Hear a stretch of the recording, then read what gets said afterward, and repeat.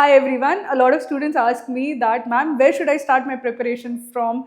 What should I do? How should I start my preparation in April? So here I'll be giving you the 8-month study plan so that you can crack CAT 2026. In this particular video, I'll explain everything from like what should be the order of preparation, what topics you should give more weightage for, what month, what should you be targeting in which month, what should be the overall study plan and strategy as such, I'll be covering in this video.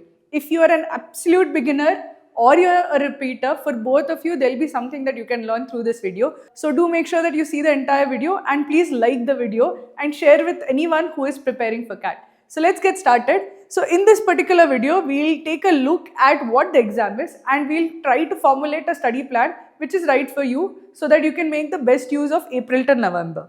So first, let us take a look at how do you even start your preparation. So suppose it is like you're starting your preparation in April. If you're somebody who has never given CAT, what should you do? The first thing. Even if you have given CAT before, say you gave CAT 2025, what should be the first thing that you do in your CAT journey? The first thing that you have to do is basically diagnose the problem. You have to take stock of where you stand. The diagnosis has to begin before anything else is done. So how do you actually diagnose where you stand, what your strengths and weaknesses are? The best way to do that is to take what I call the zero prep mock or zero preparation mock. So for somebody who is completely starting off with CAT and who does not know anything, that might sound like shocking to you, that how do I like take a mock without knowing anything? This would not be like, I can't take an exam when I have not started with the portion. So I'll tell you that don't worry, you will know some things, part of the portion will be known to you, some parts will be new to you. Don't worry about that. I want you to take this zero preparation mock because I want you to get like the feel for the exam. The best way to understand the exam, there are 3 sections, there are 2 hours, there are 40 minutes for each section, there are like 24 questions in VARC, 22 in DILR and Quant. The best way to understand the format of the exam, the time pressure, what the kind of questions are asked is basically to like take the exam.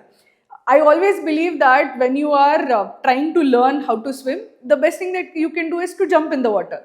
If you jump in the water, you at least get a sense of what is required. Here also, I want you to take the leap, take the exam, no matter how like scared you are of exams or whatever is your like anxiety about it. I want you to start your preparation by taking a zero prep mock. Have no expectations of how much you will score. Even if you score 0 marks or negative marks, it's fine, no worries. But I want you to take a zero prep mock because that would be the quickest, fastest introduction to CAT. You will not have to ask, okay, what is the exam format after that? Because the first exam, you will know exactly what has to be done. The first thing that I want you to do is take one zero preparation mock. So what should you do? I want you to take either CAT 2024 or CAT 2025 exam paper. So there are 3 slots in each of them. So there are 3 exam papers in CAT 2024, 3 exam papers in CAT 2025. You can take any of these 6, any one of these 6 should be fine. If you want a easier exam, go for CAT 2024, any of the 3 slots is okay. In CAT 2025, the easiest slot was slot 2, the hardest slot was slot 3. So you can take any of these 6 papers based on whether you want a challenge or you want an easier exam, take anything that you want, but take the exam because the point is not how much you score or how difficult or easy the exam is for you. The point is to gauge where you are starting from, because in each of these exams you should be able to solve 5 to 8 questions in each of the section at the very start. If you are not able to do that, then you can diagnose that you are slightly weak in a particular section. So I want you to start off by taking any of these 6 slots, take a zero prep mock, give 2 hours for this, like go with zero preparation and let's see what happens. Let's see how much you score in each of the sections. The first section that you will come across is the VARC section. There are 24 questions in VARC section. There are 16 RC questions. There are 8 VA questions.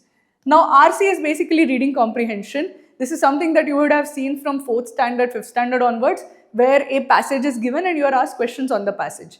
It won't be as simple as 4th and 5th standard. The passage will be slightly difficult.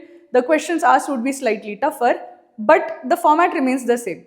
This is something that you can do without any preparation. A lot of people are able to solve RCs from the very beginning because it is something that they have done so many times in their school that they know exactly what to do.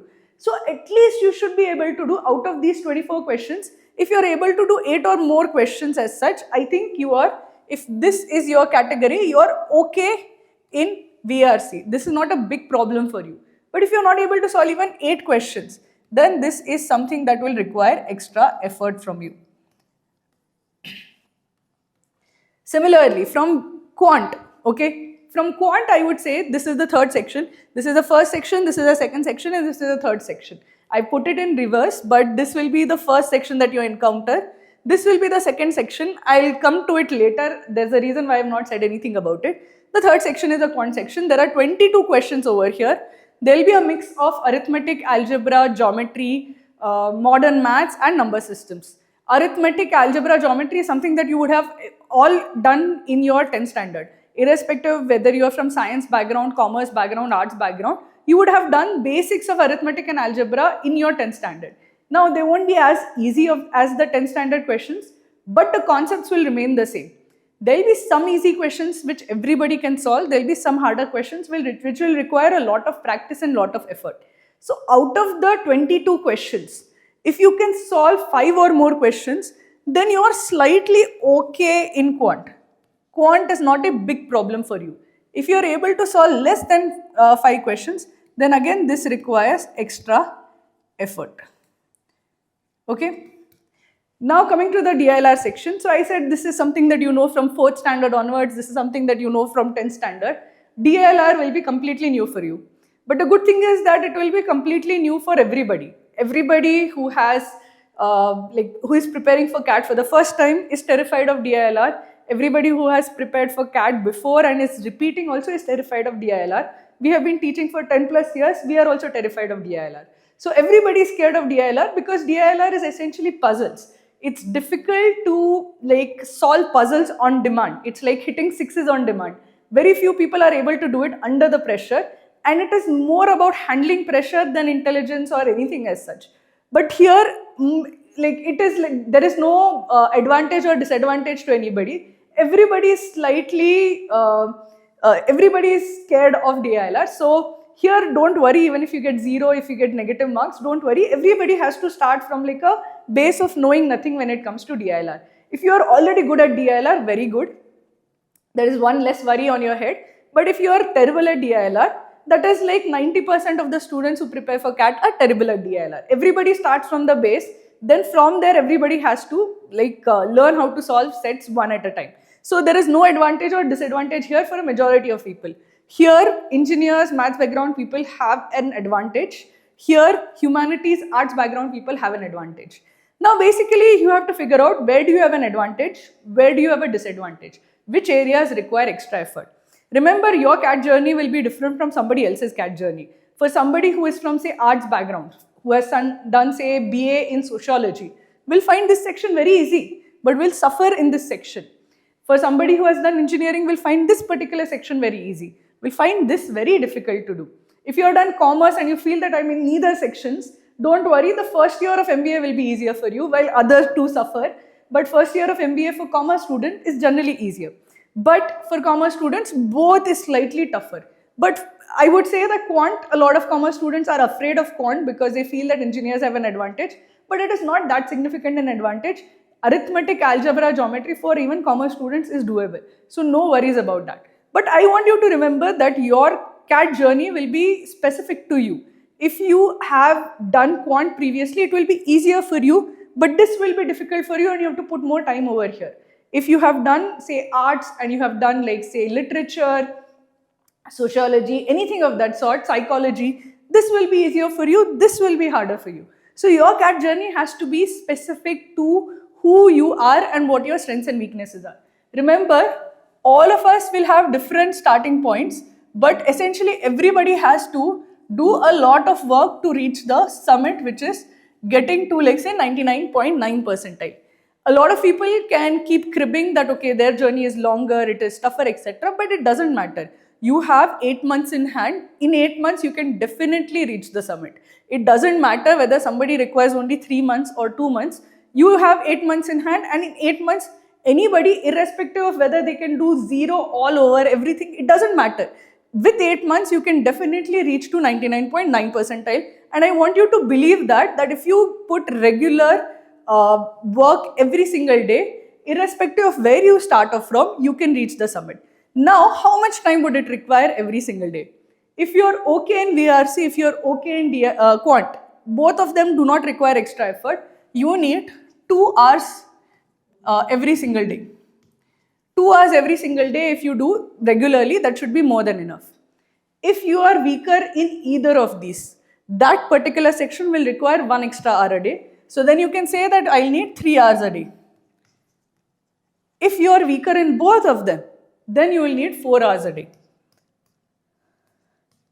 You have to be mentally prepared that I require 4 hours a day, somebody else requires 2 hours a day, doesn't matter, but I will require 4 hours a day for 8 months and then I will crack CAT. That should be your mental preparation beforehand. So I want you to take this diagnostic test because it will tell you very clearly where you stand and then you can prepare accordingly. So this is the first step that I want all of the students to take. Also, the CAT, previous year's CAT papers, they are available for free on Cracku. They are available in mock format. I want you to take them in mock format with the timer pressure because what you do when the timer is on is very different from what you do when the timer is off. With the timer off, it is very easy to solve questions. The same thing when the timer is on, you are under like so much pressure that you are not able to solve. So do take it in the mock format because only then you will learn that how much are you able to solve, how much pressure is there and how much you are able to solve under pressure. Okay. So this is the first step that I want you to take. Now, let us take a look at what is the syllabus for each of these sections and how do you have to prepare for it. What should be the order of importance? I'll start with the quant section because the quant section, the syllabus is most cleanly defined, most well-defined syllabus of all the 3 sections is in the quant section. I can broadly separate the quant section syllabus into 5 parts: arithmetic, algebra, geometry, number systems, modern maths. In modern maths, I also put like say set and Venn diagrams, and in algebra, I'll also include progressions and series. So if I include all of these, I can broadly classify the syllabus into these 5 aspects. So what is each one of them and which is important? Arithmetic is basically your normal problems that are there. So time, speed, distance, profit and loss, compound interest, simple interest, you have averages, ratio and proportion, percentages. These are like the bedrock of your CAT preparation. They are the foundation of your quant attempt. Out of the 22 questions that are there in quant, 5 to 7 questions are from arithmetic. Now you might say that, okay, if it is 5 to 7 questions, it is not very important. But I'll tell you that arithmetic is the most important thing that you have to do. I will explain you why. So how many questions do you think out of 22 are needed to clear the cutoffs for quant? In CAT 2023, if you had done 8 questions, you would be above 99 percentile. It would be a very good attempt. In CAT 2024, if you had done 13-14 questions, it would be a very good attempt. In CAT 2025, I think around 12 questions would be a very good attempt. So out of 22, very few people actually do all 22 questions. Most of the students do somewhere between 10 to 12 questions as such. Now if you have to do 10 to 12 questions, how many questions do you really need to do well? One thing that you can definitely be sure of is that if you do at least 5 questions, 5-6 questions from arithmetic, then that 10 to 12 questions of that 5-6 questions will be from arithmetic. Why will they be from arithmetic? Because the easiest questions of the paper are from arithmetic. These are generally harder questions. Geometry is harder, algebra can be very tricky, can be very difficult to master. There are easy questions in number system and modern maths also, but the bulk of easy questions comes from arithmetic. If there are 5 easy questions in the entire paper, 4 of them will be from arithmetic. Which means what? Which means that every easy question is the question that you have to solve. You should not skip that. And because most likely it will come from arithmetic, your arithmetic should be solid because that gives the base for your entire quant attempt. If your arithmetic is done, you will be at least at 80 percentile. You will at least have a striking chance of getting into a IM. So what I will say is that make this your first priority. Arithmetic should be solid. All of the arithmetic topics you should have solved like 200, 300 questions from each topic. Because what will happen in that particular case is that you will have a lot of confidence in arithmetic. Every section, quant, verbal, LRDI, the thing that you have to remember is that the ability to solve basically comes from having solved before. You should not sit there and try to think about how do I solve, because you have 3 minutes to solve, and it takes 3 minutes to solve after you decide how to solve it. If I know how to solve it, from that point onwards it takes me 3 minutes to solve, and you have only 3 minutes to solve, which means by the time you finish reading the question, you should already know how to solve it. So how do you understand how to solve it so quickly? You have solved something similar many times before. If you have solved something similar 10 times before, you know how to solve this particular question. So a lot about CAT is not like thinking or solving there on the exam day. Much of it is remembering something that you have done similar and applying it and trying to solve in that particular exam environment. If you are starting to think for the first time, if you are seeing a question for the first time in the exam environment, it is going to be very difficult for you to solve there. So always remember, CAT is less about like knowledge or intelligence. It is a skill-based exam, and it's a skill that you have to hone over many months. It's basically that like say painting or like drawing. The person, when they draw like say eyes for the first time, they'll be not very good. They'll be slightly crooked, it will be difficult, they'll have to erase many times and redraw them.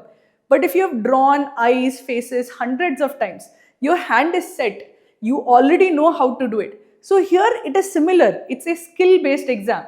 You should have solved questions from these topics so many times that you don't even have to think of how to solve. By the time you read the question, muscle memory should kick in and you should be able to solve it by yourself.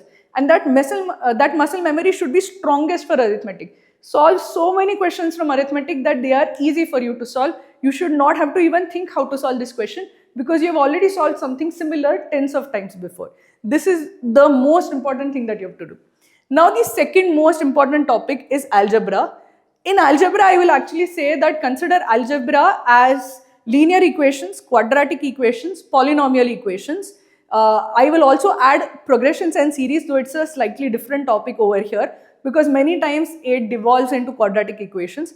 And I'll also, one part of modern maths which is related to algebra is logarithms. But since logarithms is often put with polynomial expressions, I will also consider it that it is highly correlated with algebra.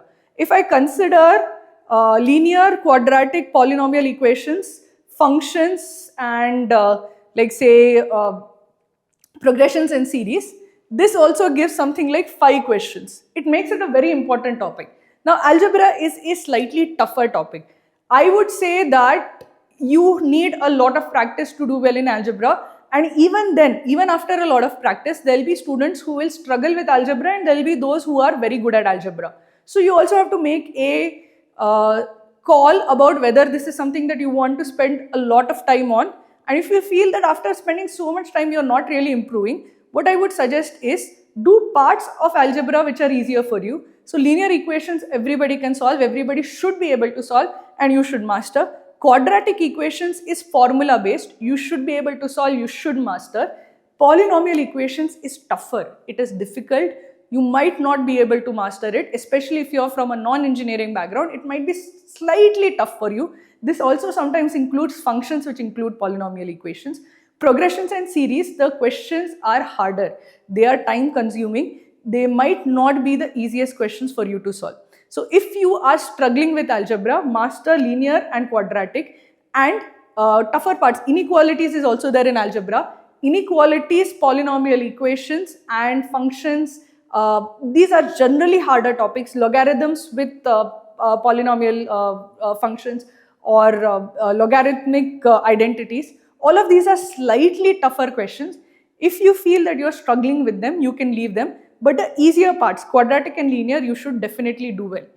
If you master algebra, just algebra plus arithmetic will get you over the finish line. If you master algebra, you have a very high chance of getting a very high quant score. If you are an engineering graduate where verbal is difficult for you, see basically you have to remember for everybody, they have to like hit it out of the park in one of the sections. So if you want to like say get into the Indian cricket team, you have to either be a good batsman or a good bowler or an all-rounder, right? But the best chance that you have of getting selected is that you have to be exceptional at least one of them. It cannot be that you are average at everything. So you have to at least be very good at quant or very good at verbal or very good at LRDI. If you are an engineer and you are weak at these two sections, you kind of have to be very good at quant, and if you have to be very good at quant, you have to master both of these. If you just want to clear the quant section and then focus your efforts here and here, then I would say do the easier parts of algebra and the easier parts of the remaining topics, but do arithmetic with full intention, full focus and full sincerity. So this is the second most important topic. Then we have geometry, from which we have 3 questions. Geometry is basically the topic which is intuitive for a lot of people, and for others it is slightly tougher, slightly counterintuitive. There are 3 questions. I know some students who leave all geometry questions, and I know students who have gotten 99.99 who have left all geometry questions. On the other hand, if it is a strength for you, you should not leave geometry. So what I would say is that do geometry with a lot of sincerity, because if an easier question comes from it, definitely you should attempt it, because the easier geometry questions are the kind of questions which you can do it in a minute. And the whole trouble or whole difficulty with the quant section is that time is of essence. And if you can get any question in 1 minute, most of the questions take 3-4 minutes. That one question that you can do it under a minute gives you that extra time that you can use somewhere else. So geometry questions, for those who can find it answers easily or who can like intuitively guess what the value will be, they have an advantage that is like significant. So for some, geometry will be a pain, for some geometry will be easy. Complete the syllabus, do all the formulas, practice a lot of questions, but you should also know whether it is intuitive for you or not intuitive for you, because it will inform your practice strategy and the practice strategy will inform your exam strategy. The other 2, I would say that make sure you do these properly, number systems and modern maths. So I'll tell you personally what I do. I always do arithmetic, number system and modern maths, because I feel that I have a fairly good handle on all of them. Algebra sometimes can be tricky. I make sure that I do quadratic, etc. But some of the harder algebra questions I feel that can be very time consuming. Similarly with geometry also, sometimes I feel that I can get stuck. So my preference is always for arithmetic, number systems and modern maths, but that need not be your preference. You have to figure out what is right for you. Number systems is basically a topic which used to be very important earlier, but now the scope of number systems has become much smaller. The tougher parts of number systems were kind of removed from syllabus, where not a lot of questions are asked from that. So earlier number systems used to be divisibility, base systems, HCF, LCM, and you would have also like cyclicity of factors and remainder theorems. Remainder theorems are the difficult portion. You have a lot of remainder theorems and each one of them is slightly difficult to understand and learn. Now what CAT examiners did was that they removed remainder theorems. Most of the questions that are asked from number systems now are based on cyclicity of factors, on divisibility, on HCF, LCM. Now these are easier questions, and because they are easier questions, they are questions that you should not miss. So make sure that no matter what you do, you have a good handle on number systems. The last one is modern maths. That includes everything from logarithms, functions, and surds, indices, etc. These are generally, and PNC and combinatorics. I generally find it very easy and I always attempt those questions. But I know a lot of students sometimes struggle with PNC and combinatorics. What I would tell you is, you have to essentially pick what you are good at. You can't leave too many of the things. But remember, in quant, what is more important than breadth of coverage is the depth of coverage. If you say that I'm going to do, like say, arithmetic is non-negotiable. Everyone has to do arithmetic because the easiest questions come from there and it is super important. If you leave arithmetic, you will be in tremendous amount of trouble. So arithmetic is non-negotiable. But if you say that between the remaining, I'll choose algebra, modern maths and number systems, and I'll say leave geometry, even then you will be fine. But you have to choose based on your strengths and weaknesses. If you say that I'll do geometry, number system, modern maths, it will be slightly cutting it close to what you have to do. But remember, you can't leave too many things, but you can leave things which you are not strong at, which is non-intuitive for you. Because if something is non-intuitive for you, it is going to be difficult for you to actually score in those areas. You have to figure out what you are stronger at, what would be your attempt order, and basically from those particular sections you have to obsessively solve. So your target is that I have to do 15, 16 questions or 18 questions, and you have to then pick out of the 22 which areas you're going to focus on and go deep in. So then you will have a good understanding that, okay, these are the areas, these are the type of questions that I'll always pick, and you have to go deep in those particular sections. You have to solve hundreds of questions from that particular section. Now coming to verbal. So verbal, it is actually, I would say, of the 24 questions, I generally ask the students to attempt all 24 questions. It is, people attempt 22 to 24 questions as such, but essentially here you can't leave anything. I will tell you exactly what is most important over here and what should be the second most important thing. The most important thing in verbal are para summaries and reading comprehensions. Mostly basically reading comprehensions which has 16 questions, para summary which has 2 questions, but both of them have the same skill which is required, which is comprehension skill. What is comprehension skill? Comprehension skill is basically being able to read a passage and understand the main point, understand what is given, understanding and comprehending verbal information. Both of them require the same skill. If you're good at reading comprehension, you'll be good at para summary. If you're good at para summary, you'll be good at reading comprehension. That is 18 out of 24 questions. So two-third of your marks are just from that, which means that that is the thing that you should focus on. That should be the first thing that you do. So what I always say is that from April to November, what is the first thing you should tackle? For the first few months, just tackle reading comprehension. If you get a very good handle on reading comprehension, everything else will become easier. But focusing on, say, others before you tackle this makes no sense. For the first 3 months, almost obsessively focus on reading comprehension. Reading comprehension is the make or break part of the VARC section. If you don't do well in reading comprehension, you have no chance in the VARC section.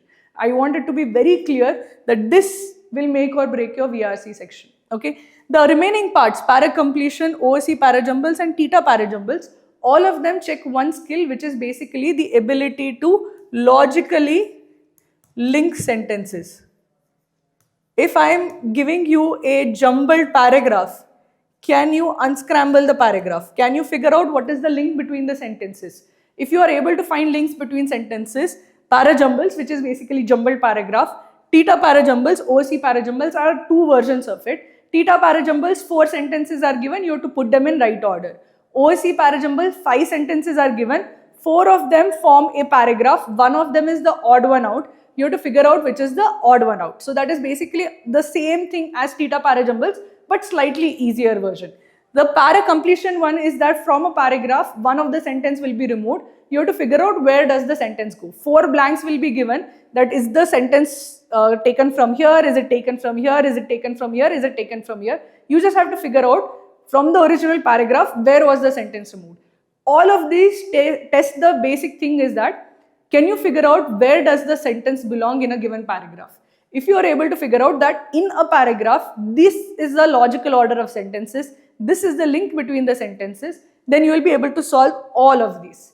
Now, I always consider this to be a secondary skill. The main reason for it is that this is slightly tougher to do. It is slightly, I would say the accuracy rate is poor over there. The reason for that is that theta para jumbles, OOC para jumbles are type in the answer type answers. Theta basically stands for type in the answer. So instead of giving 4 options, that's your MCQ questions, instead of giving those 4 options, what they give is that they give an input box. And you have to type in the answer that, okay, the order of the sentence should be 4, 2, 3, 1. So you have to type in 4, 2, 3, 1. Now here the issue is that there are how many possibilities? If there are 4 sentences, there are 4 factorial, that is 24 combinations that are possible. The chance that your answer will be correct would be 1 in 24 chance. Means there is a less probability that you will actually get the correct answer. Which is why historically accuracy in these 3 are generally on the lower side. Para completion is still okay because you have 4 options, 4 blanks are given and that it is 1 in 4 chance. Theta OOC para jumble, you have to figure out which is the odd one out. Since there are 5 sentences, there are 5 options. So 5 options, 20% chance that you will get it right. Theta para jumbles is 1 in 24 chance where the accuracy is terrible, mostly. I know my accuracy historically, I know my students' accuracy historically. In all of these, the accuracy is not very great. So because of that, what I will tell you is that this is a secondary skill. You can leave it for later. I would say that you have to work on it because together they are like 6 questions, which is not nothing. Particularly para completion is a very good bet. Out of 4, you will definitely, if you understand how to link sentences, you can definitely get those 2 questions. So it's not that I'm asking you to leave them, but they are of secondary importance. Of primary importance is this. So we'll discuss what you have to do for doing well in this. But remember, This is of primary importance. These two are of primary importance here. These two are of primary importance here. Now let's come to LRDI. In LRDI, so the LRDI section, if somebody has never seen the LRDI section, the LRDI section is essentially puzzles. The puzzles can be based on how do you arrange things, or they can be like a Sudoku like puzzle, or they can be kind of like a grid puzzle. So there are different puzzles that you have to solve. Now you have to essentially say that how do I learn to solve puzzles? Puzzles is rather a niche quality, right? It's not a proper ability like quantitative aptitude. It's not like maths. It's not something that anybody has learned. So what we did is that we went through all the questions that were asked historically, and we've tried to identify the type of puzzle that was essentially asked. And we see a trend. What is the most asked puzzle type? What is the most asked question type? There are 4 questions or 4 types that are most commonly asked, which are puzzles. So this includes quant puzzles, Einstein's puzzles, and enumeration puzzles. Okay, these 3 types are asked many times. I would say with a high frequency. Arrangements, this includes linear arrangement, circular arrangement, or arrangement across levels. Asked multiple times. Many times there is arrangements and puzzles together are asked. Almost one set definitely comes in the actual CAT. One puzzle or arrangement comes in every single slot, every single year. Consider this tables and charts. Tables can be table with missing values, which is kind of like Sudoku. If you see a Sudoku, you will get a partially filled table, right? Something similar is given. A partially filled table is given, you have to fill in the remaining values. Or what they will give you is they'll give you one table and a chart, and you have to combine the information from the table and the chart to arrive at the answers. Or they will give you 2 connected tables which you have to combine and find the answer. So every single time you have to basically combine or fill answers based on information that is given in either a table or a chart. Charts are line charts, bar charts, pie charts, bubble charts, radar charts, all type of charts are there. Basically, you should know how to read each of the charts and convert it into a table. If you can read multiple types of charts and convert them into a table, you are more or less set with all of this. So essentially, if you consider just these, okay, puzzles, arrangements, tables and charts, every single year, 2 sets come from this, 2. So out of 5 sets, there are 22 questions, of which there will be 3 sets of 4 questions each, so that is 12 questions. And there will be 2 sets of 5 questions each, so that is 10 questions. Together it is 22 questions. Of these 22 questions, there are 5 sets. So of the 5 sets, 2 sets will be puzzles, arrangements, tables and charts. How many sets do you really have to solve to clear cutoffs? How many sets do like 99 percentilers solve? So most 99 percentilers solve somewhere between 2 to 3 sets. 2 to 3 sets is all that it takes to really clear the cutoffs. So if out of the 5 sets, I know for sure that 2 will be from here, what is the logical thing to do in that case? I have to make sure that I'm very good at these type of sets. I have to solve hundreds of these sets so that out of the 5 sets, these 2, if they come, I will definitely solve. Then I have to solve 1 more out of the remaining and I'm all set. Then I would have definitely cleared CAT. So always remember, what is the most important part of LRDI? Tables, charts, puzzles, arrangements. What is the most important part of VARC? RC. What is the most important part of Quant? Arithmetic and Algebra. Arithmetic alone is the most important part. If you want to make it even simpler, arithmetic is the most important part. So I want you to have a very good hold of what is the first thing that you have to tackle. So in Quant, what is the first thing you have to tackle? Arithmetic. In VARC, what is the first thing you have to tackle? RC. In LRDI, what is the first thing you have to tackle? Puzzles, arrangements, tables, charts. That's it. The remaining sets you can do later. They are of lesser importance because they don't come as frequently as these do. Okay.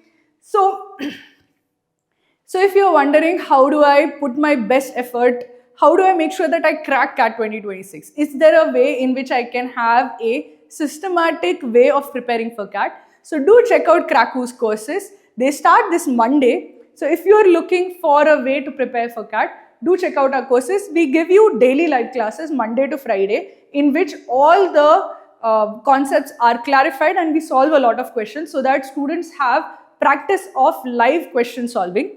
We also have day-wise schedule. So the day-wise schedule will give you pre-recorded videos which will help you understand the basics of each concept. We also have weekly revision. We have one-on-one mentorship. You can call your mentor and have any doubts that you have about your preparation resolved. We basically make sure that we make you understand each concept in detail and solve a lot of questions. It is a rigorous process, so you need guidance, because otherwise you'll end up wasting a lot of time. So if you're looking for a rigorous way, intensive way to prepare for CAT, do check out Cracku's courses, and you can contact us on the number that is given in the description box, or you can just search for Cracku's CAT 2026 course and you will be led to the next batch that is starting. Now, I will tell you basically how you should prepare for it, and also basically what is there in Cracku's course. You have to remember that there are 3 pillars to CAT preparation. As I mentioned, this is a skill-based test. This is not a knowledge-based test. If you consider 10 standard, 12 standard, what you have to do is you have to read your portion, mug it up and reproduce it in the exam. 5 reasons for or 5 objectives of Asian, reproduce it, like mug it by A, B, C, D, and you have to write it down in the exam. This is not a knowledge-based exam. Mugging up a formula will do absolutely nothing for you, because even if I know a formula, I would not know when to apply it, how to apply it. And even if I know direct application of the formula, they never ask for direct application. If you see the remaining 2, which is VARC and LRDI, that has no formula also. It's all about practice. So you have to remember that learning is like 1/3 of the entire journey. The toughest and most important aspect of really cracking CAT is the practice part and the test part. I would say that if you consider, say that around 3 lakh people take CAT, okay? Out of the 3 lakh people who take CAT, especially the first timers, the most common mistake that they make is that they just focus on this aspect. This is a mistake even I made. I remember the first time I prepared for CAT, few days before the CAT exam, I was revising formulas. I was not solving question, I was just reading all the formulas. And this is what a lot of students do. They try to cover syllabus, that they will just memorize formulas, they will try to remember everything. But that does like little to nothing for your CAT score. The reason for that is that CAT requires muscle memory of solved questions. It does not require you to remember the formula. It requires you to remember a question similar to that one that you have solved before. So what really do you have to do for you to actually do well in CAT? You have to solve a lot of questions. How do you solve a lot of questions? First, your basics should be there, the fundamentals should be there. But after that, once your fundamentals are clear, you have to solve hundreds of questions from each topic. So in my study plan that I'm going to give you, I'm going to tell you exactly in which order you have to go through all the concepts, and you have to focus on solving hundreds of questions, because what is important is not knowing the formula, but using that formula 100 times. If you use a formula 100 times, then you know that you remember the formula, then any question comes, then you can solve. So remember, this is just 1/3 of the preparation. Most of the preparation is over here. A lot of students out of these 3 lakh, 2 lakh just do this. Very few do this and this. So you have to remember that if you have to really crack CAT, you have to do these 2. This is what makes the huge difference. Now, how do you learn? So what we have is basically we have concept videos. They'll be given as batch tasks, or basically daily tasks that you have to do every single day. These are the pre-recorded videos. So you have to see the pre-recorded video, and in the evening you have a live session on the same topic. So for example, if I tell you that, okay, see this video on charts. The charts video you have to see, I'll explain all the different types of charts that are there. And then in the evening, there'll be a live session on charts, where the instructor will again go through the basics, and then we will solve a lot of questions over there.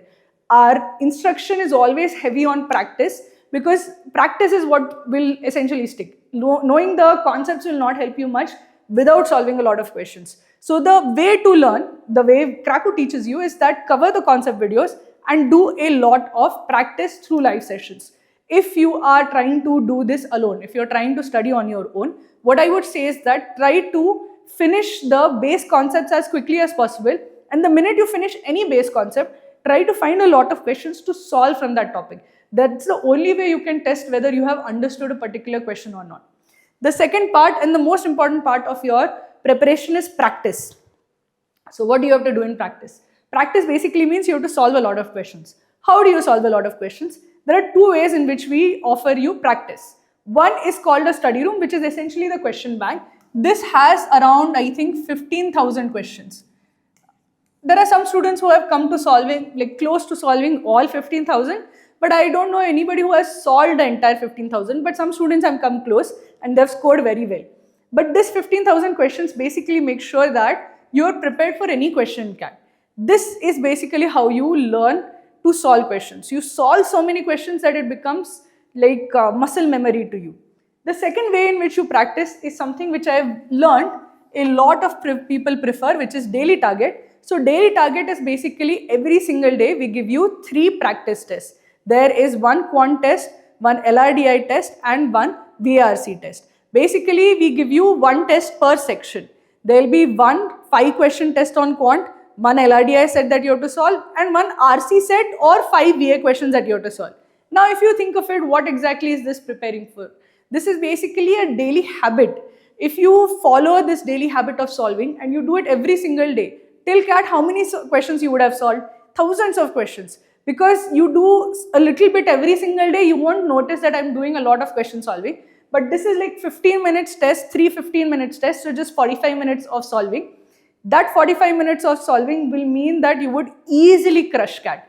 Anybody who has done daily target every single day without failing gets to 99 percentile like easily, because that habit of doing questions every single day is such a huge boost to your confidence, is such a huge boost to your ability to solve questions, that it would easily mean that you have solved thousands of questions, and the minute you solve thousands of questions, each new question becomes easier for you. So this is the thing that would distinguish most students from like the 3 lakh students. I think hardly say 10,000 students do regular practice. If you solve thousands of questions, you will be automatically in less than 10k students that are there. Okay.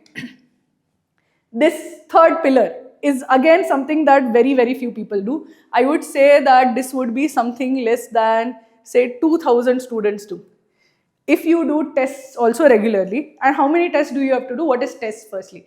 So tests are basically, you have practice, okay? Practice has timer. But practice, when you have a timer test on practice also, you have ample time, okay? 15 minutes, 5 questions, it is a comfortable test. Very few people are heavily stressed in that test.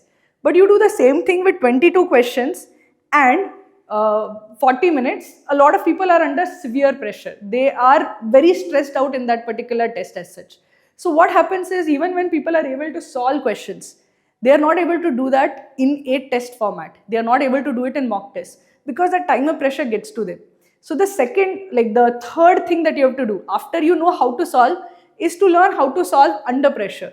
Because delivering under pressure is a different skill altogether. It is basically when you have something like the pressure is basically taking up 60% of your brain and it is not allowing you to think clearly. You have to learn how to calm yourself down and deliver under pressure. Doing that is a skill that is learned through taking a lot of tests. So this is the third step, which I would say less than 2,000 people do. I would say that out of the 3 lakh people who take CAT, I think less than 2,000 would be taking 40 mocks. Most of the students I know take like 10 to 12 mocks, under 15 mocks as such. Very few people take 40 mocks. The guys who take 40 mocks will be in the top 2,000.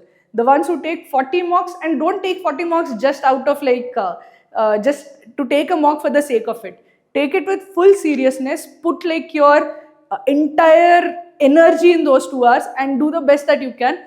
Those who do that end up in the top 2,000. So how many mocks are there? What are mocks? What are sectionals? So the mocks that Cracku offers is, firstly we have our flagship mock series which are called as DashCATs.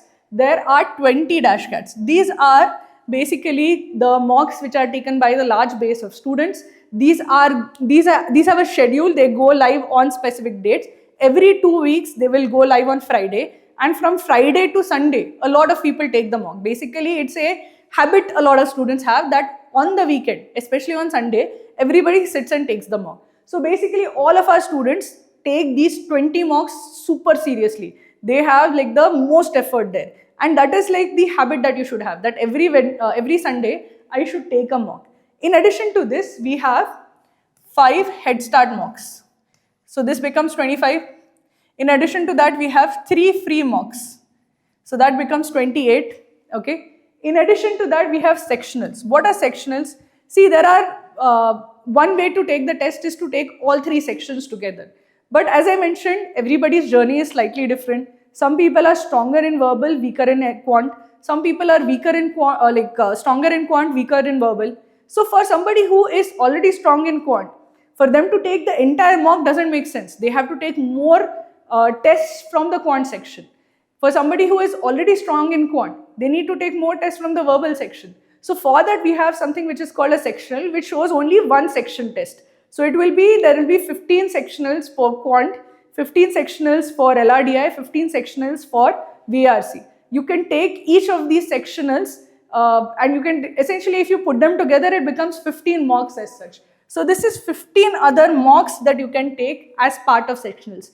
But essentially, what I want you to remember is that you can do the entire sectional and you can take them as mocks.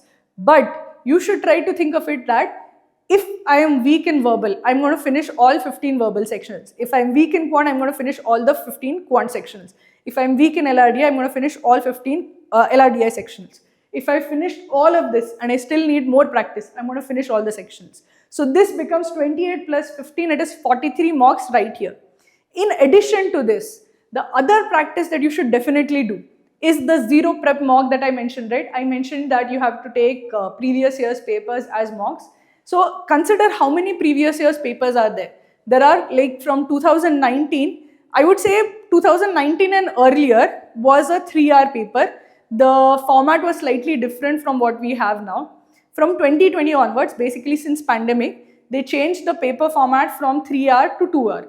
So the 2-hour paper is from 2020 onwards. So 2020, 2021, 2022, 2023, 2024, 2025. So we have 6 years, 3 slots, so that is 18 mocks. There are 18 mocks that you can take in the exam format. So out of 43 plus 18, there are 61 mocks. So these 61 mocks, if you take, just these 61 mocks, what would be your overall score? How much do you think that you will end up scoring? You will score very high if you take these with full sincerity. So if somebody learns all the concepts, practices thousands of questions and takes these tests, these mock tests with full sincerity, they have put their best effort that is there. Do all 3 properly, nothing will stop you from do all 3 properly and nothing will stop you from cracking CAT. So this is something that I want you to remember. This is just 1/3 of your preparation. Don't waste too much time on it. You have to do this and this also. So make sure that you give ample time for this and do not shy away from this. The reason why a lot of people don't take mocks and sectionals is that they develop a phobia of mocks and sectionals. They feel that I'm scared to take a mock. You should never do that. Firstly, take the zero prep mock, because the zero prep mock not only does it tell you your strengths and weaknesses, it removes the fear. After the first time you get negative marks, you remove the fear of getting negative marks, right? Or to get 0 marks also, you remove that fear. You should never be afraid of mocks and sectionals, because the score in mocks and sectionals does not make any difference. I have seen like 99 percentilers, 99.78, 9 percentilers who have scored negative marks in LRDI weeks before their actual CAT exam. But on the actual CAT exam day, they ended up with like 99.99 percentile. Why? Because when the actual exam day comes, you are not going to let that hold you back. What one mock does or what you do in one sectional does not determine your result. But that mock and sectional firstly prepares your nerves for the actual exam. It makes your nerves stronger. Because if you have never taken these kind of stressful tests, right, you are not prepared for the stress of the main event. If you take many of these stressful tests, you are kind of immune to the stress of the actual CAT day. You should take every mock, every sectional as if you are taking the actual CAT. You should actually feel the whole stress, the anxiety that you would feel on an actual CAT day. You should be able to calm yourself down. You should know how to calm yourself down so that you do not feel the full effect of the anxiety on actual CAT day. So never shy away from this because of anxiety or because of fear, because it is exactly for that it is there. You have to get over the fear and anxiety, and that is the reason why these tests and mocks and sections are there. Otherwise, you would just do practice, right? This and this should be interchangeable, but it is not. The added importance of doing this is that it makes you immune to the stress and anxiety of the actual test. And I know a lot of students who know how to solve everything, but they choke on the actual exam day because they are not able to bear the stress. So make sure you do not miss out on this. Don't let fear play spoil sport. Okay, now let's come to the month-wise schedule that you have to follow. As I mentioned, the most important thing that you have to do in quant is arithmetic. So each topic, so that is profit loss, time, speed, distance, time and work, ratios, averages, ratio, proportions, mixtures and solutions. For the topic list, you can basically go to Cracku, search for cracku.in and search for study room. Okay. In the study room, you will have all the topics that are there. In arithmetic, what topics are there, in algebra, what topics are there, in geometry, what topics are there, everything will be there. So go to Cracku study room. In arithmetic, from each of the arithmetic topics, I want you to do 75 questions each. This will basically be the starting point, because once you have done 75 questions, you have had one round of all the type of questions that can be asked. See, basically profit loss, if I say profit loss, do 75 questions. By the 50th questions will start getting a bit repeated. Because how many ways can I ask you questions on profit and loss? There is selling point cost, there is selling price, cost price, percentage profit, there is mark price. After the 51st questions, you already know I have seen something similar. I can put some more twist, I can put some more steps that you have to solve, but mostly by 75 questions, you will have some idea about all the type of questions that are there. After 75 questions, it will be more like repeating of what you have already done. So do 75 questions from each topic. This would mean that you have a strong base in arithmetic. The second thing that I want you to do is in algebra, do 50 questions from each topic. This means linear equations, quadratic equations, inequalities, polynomial equations, do from progressions and series also, do from the functions and graphs also. Progressions and series and functions and graphs are separate topics, but I would say that when you are doing algebra, do all of them, because functions and graphs is connected to algebra, logarithms many times is connected to algebra, and even progressions and series eventually ends up being a quadratic equations kind of a question. So all of them do it together, so you also understand the interlinkings between them, and the skills will develop together as such, and they are kind of intermeshed. So if you do them together, that is better for you. Do 50 questions from each of the topic, because then you will have a good idea of that topic. I won't say that it will start repeating after 50 questions, because in algebra I can give n number of questions and it will always seem to be new for you. But you will get at least a strong handle on how to handle different types of equations, how to handle quadratic, how to handle linears, how to handle inequalities. You will get a decent at least handle on algebra by the 50 questions. In geometry, again, do 50 questions focused on triangles and circles. This is the most important part of geometry. If you are able to do triangles and circles, you are able to do 80% of geometry. The remaining part, which is like say mensuration of solids, is rarely asked. Coordinate geometry rarely asked. Quadrilaterals is asked, polygons is asked, but that is like say 20% of geometry. Triangles and circles is 80%. Do well in that particular topic. Have like a very good understanding of all triangles theorems, all circles theorems. There are a lot of formulas to remember in triangles and circles. Make sure you do all of them and solve 50 questions. This, if you do it from April to June, right? This is like say, I'd say 80% of your syllabus right here would be done. At least 80% of what you will attempt will be done, because more than that you will not attempt. Coming to verbal, see, what I would say is that with verbal it is less about knowledge and more about ability. Okay, remember, why is somebody good at verbal? Why is somebody good at VARC? It is not because that they have better English. It is not because they went to an English medium school and you went to a vernacular medium school. No, it is entirely about reading ability. There are some students who have a reading habit. There are some students who enjoy reading. There are some students who read out of interest. They read articles, they read the newspaper, they read books. Those students will find VARC easy. They will find it a breeze. The students who don't read will find VARC difficult. And I'll tell you, okay, there are a lot of students who read because I tell them to read. There are students who read for cracking the CAT exam. But they read in such a way that they hate reading. The minute you hate reading, you don't do it out of love of reading, you will suffer in the exam. Because what is really, really needed is you should understand what the author is trying to say. You should, like, it is communication. If somebody is trying to communicate with you, if you listen just so that you can somehow answer their questions and pass off, you will never understand their emotions, you will never understand what they are trying to say. If you listen out of interest, you will completely understand what they are trying to say. If you learn a topic just to pass the topic, you will always struggle. If you learn a topic with the love for the topic, you will do well in it. So if you really want to do well in verbal, the thing that you have to do is, I would say for the first 3 months, forget everything, okay? Just focus on RC and develop a reading habit. More than a reading habit, I want you to develop a love for reading. You should enjoy reading. You should want to read. You should like say that I'm curious to learn. And it might not come naturally to you. You might have to fool yourself that I'm actually enjoying this. But do it so many times that you actually believe yourself that I'm actually enjoying reading. Because the day you start enjoying reading, this will be sorted. This section will be done. You will not have to worry about it anymore. So the first 3 months, read 2 articles every single day and tell yourself you enjoyed reading them. Tell yourself that you have learned something new. Tell yourself that you have grown as a person. Tell yourself that you enjoy reading. And you have to basically reinforce that positive love of reading every single day, because that will make a huge difference to your score. Okay. In addition to that, I want you to do 2 RCs every single day. So 2 articles every single day and 2 RCs every single day.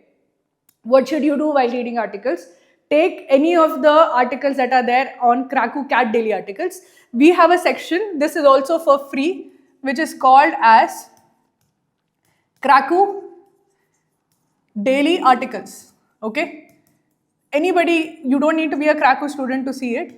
These are basically links to any interesting article we find on the internet, wherever we feel that this could possibly make for a good RC set.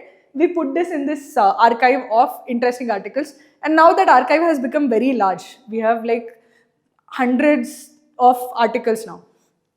So what I want you to do is, I want you to read 2 articles every single day. And I want you to read from as different topics as possible. There are some people who will only read sports, or there are some people who will only read the topics that they are interested in. But it should not be like this. You should try to read from as many different topics as possible. Firstly, your understanding of different topics will improve. In RC also, right, if you are reading some topic for the first time, it will take you more time to read. If you are reading a topic for the first time in actual CAT exam, it is like very bad for you, because then you have to read, understand the base knowledge and try to answer the questions there.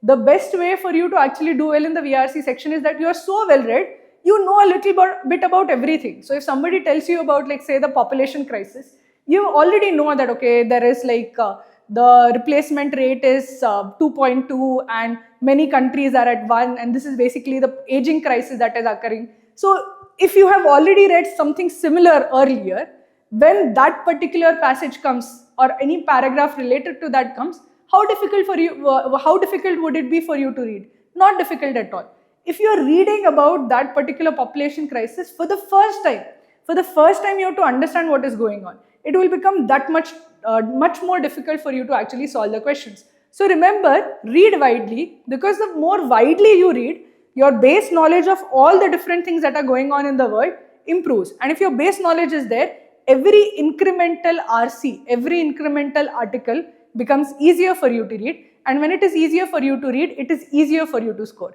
So just spend 3 months developing a reading habit, reading widely, just being this person who loves to read. That's all that I want you to do.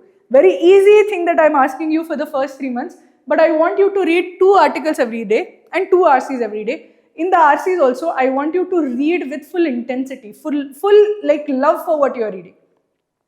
The accuracy might not be there, you might not be able to find the answer, but what I want you to just focus on is that you should understand the passage. That is what is important. Whenever you are reading, whether the article or the RC, what I want you to do is, I want you to do active reading.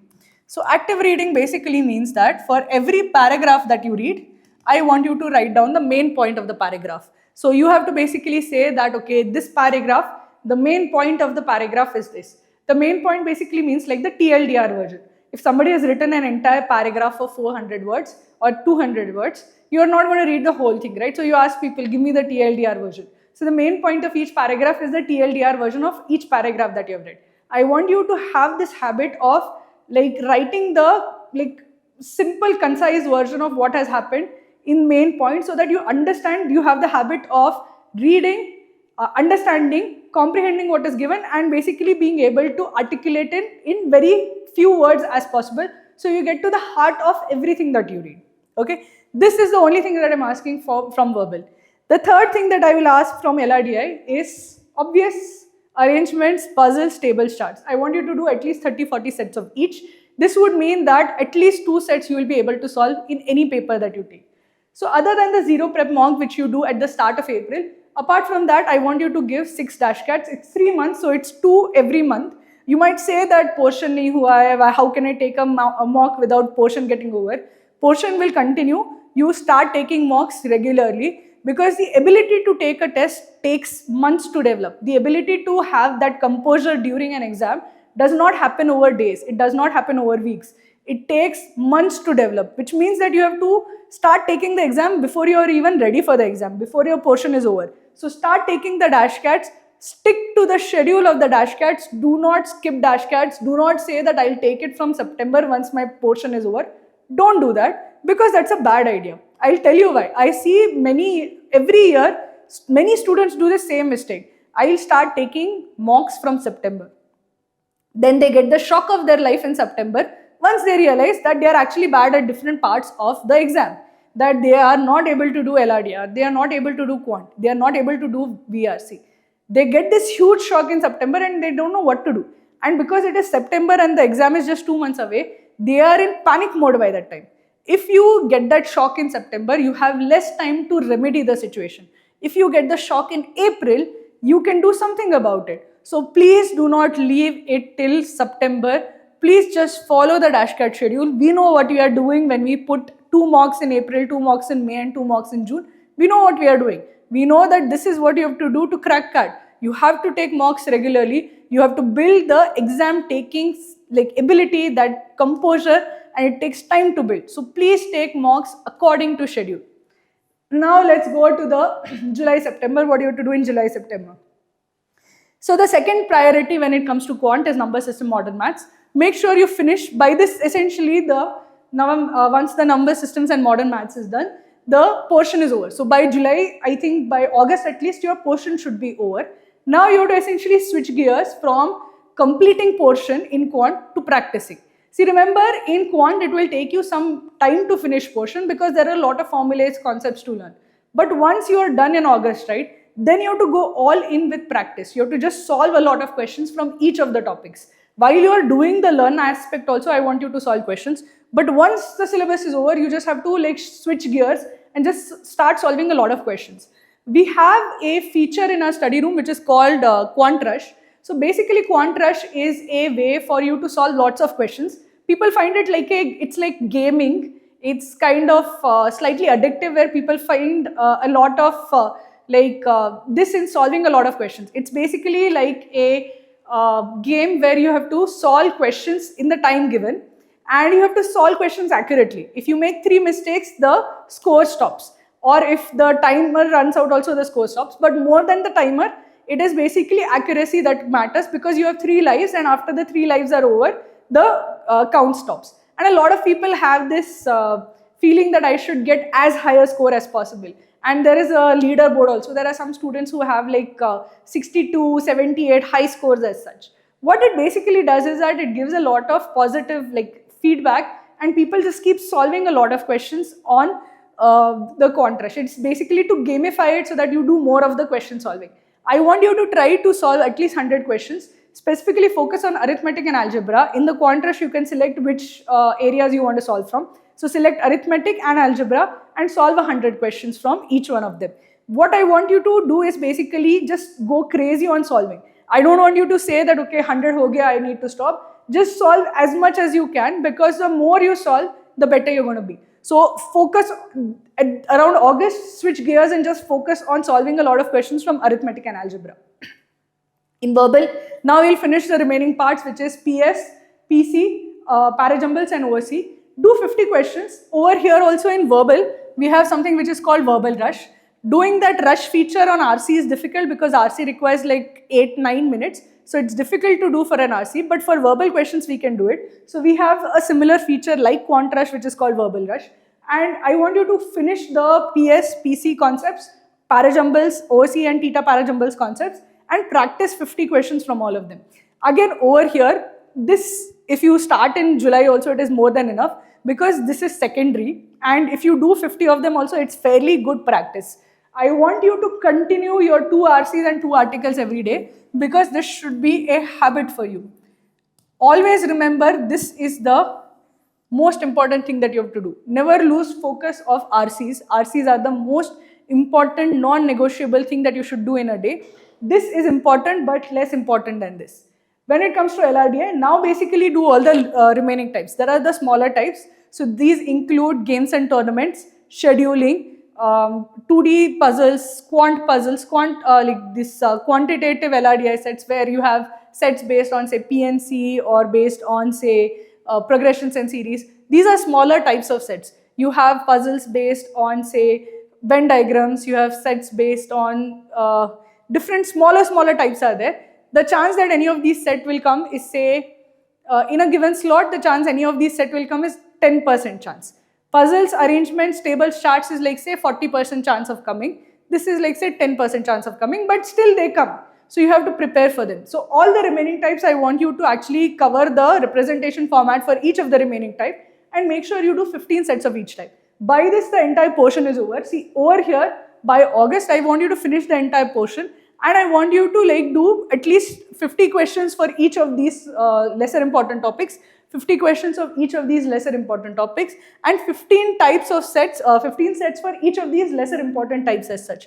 This would mean that you have a base of the entire syllabus and you are able to do the entire syllabus, but you are doubling down on arithmetic, algebra, RCs and this puzzles, arrangements, tables, charts. Because I put priority for them and there is revision over here, you have double practice of this as compared to the secondary things. The secondary things I am telling you not to leave, but that should have lesser importance than this. This puzzles, arrangements, tables, charts, RCs, arithmetic and algebra. These you should be an expert in, you should always prioritize, you should do that deeply and you should do that well. Okay, this is for July to September. Now comes October and November.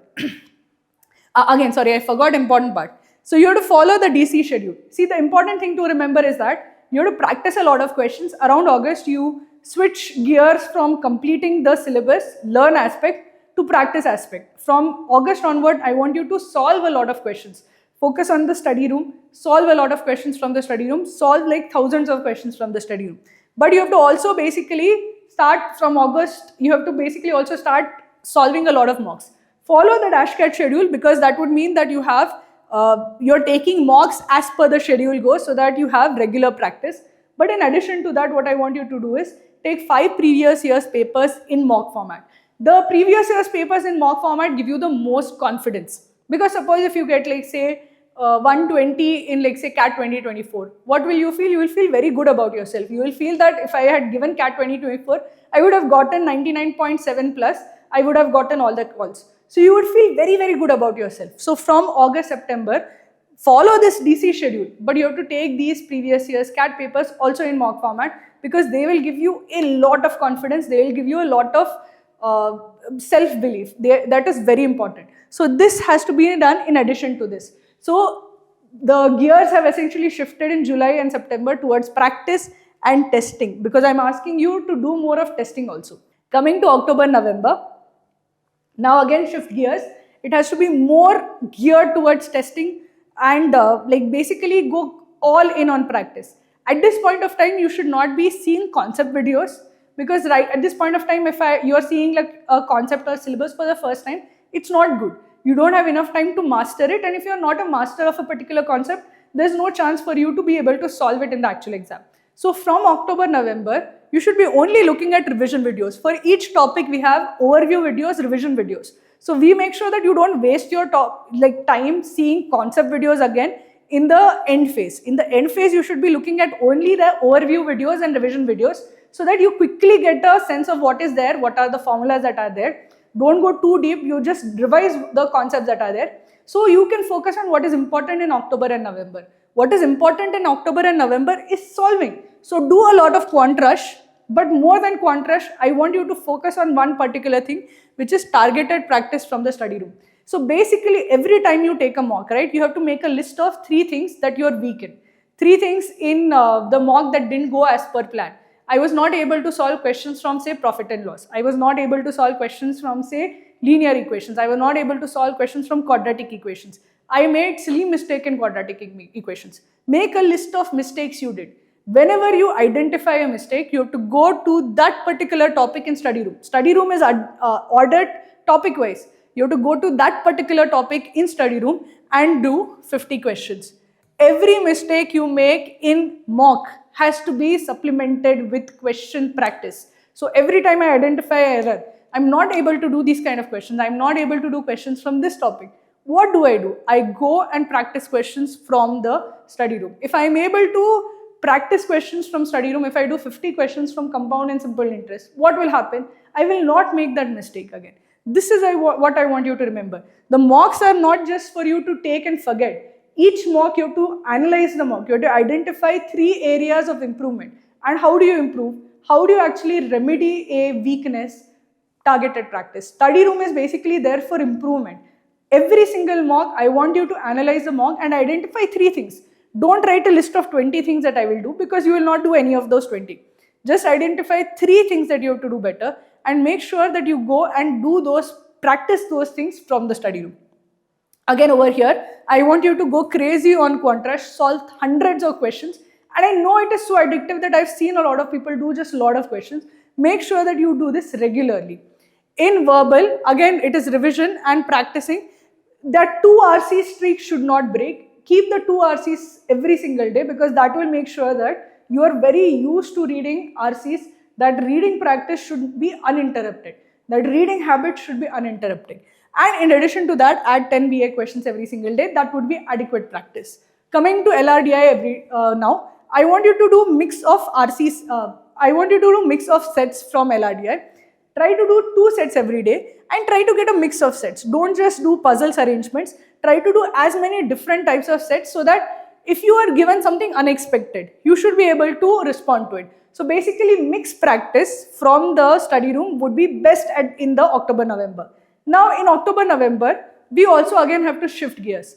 This is a practice you have to do, but the practice is not the important focus in October-November. In October-November, the important thing that you have to do is this. Mocks, schedule, sectionals, previous year's paper. Essentially, take a lot of mocks.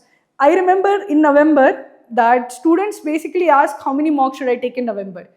The highest number of mocks that you can take in November, given that the test will be in the last week of November, last Sunday of November, you can take 1 mock every 3 days.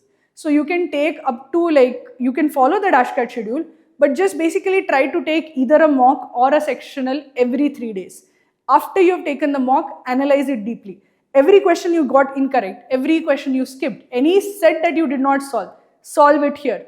Every paper, previous paper's DashCAT that you solved, where you couldn't solve an LRDI set, solve it now.